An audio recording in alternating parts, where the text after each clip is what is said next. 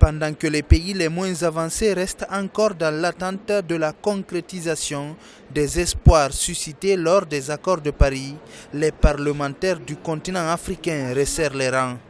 Avec la francophonie et la BAD, les projets africains sont évalués. Les plans d'adaptation et d'atténuation qui se chiffrent en milliards de dollars sont loin d'être accompagnés par les pays pollueurs. Dans les négociations, l'Afrique réclame une prise en compte des réalités du continent. Donc la loi va s'appliquer, alors on va dire non, plus jamais les voitures qui utilisent l'essence et nos capacités d'achat ne correspondent qu'aux voitures qui utilisent l'essence. Qu'est-ce qu'on va faire? Donc je crois qu'on doit tenir compte des particularités du continent africain, qui est un continent qui ne pollue pas et qui n'a pas le même niveau de développement. Parce que si on était tous au même niveau de développement, on allait s'asseoir sur une table telle. Prenons par exemple, si nous prenons des lois aujourd'hui, est-ce que si la COP, le monde, n'a pas pu faire fléchir les États-Unis pour ratifier Kyoto, si le monde entier n'a pas pu faire fléchir les États-Unis pour lui dire de ne pas sortir de l'accord de Paris, c'est une loi nationale qui va demander aux États-Unis de payer telle ou telle chose?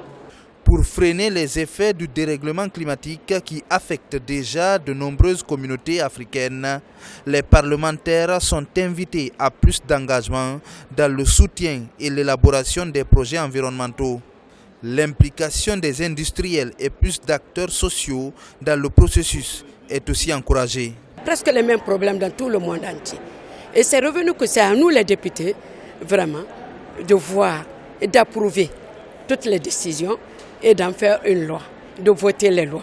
Moi, je leur ai dit qu'en plus de voter les lois, nous sommes à côté de la population.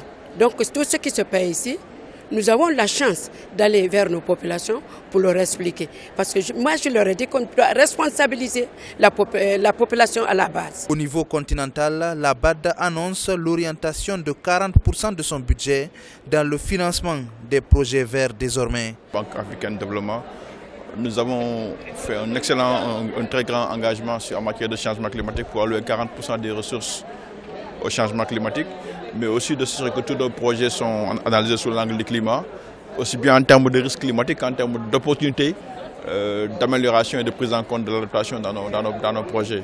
Et un des éléments clés, c'est de s'assurer que ces projets-là se reflètent dans les projets qui sont soumis et que ces projets-là intègrent la prise en compte de la vulnérabilité climatique au niveau de ces pays.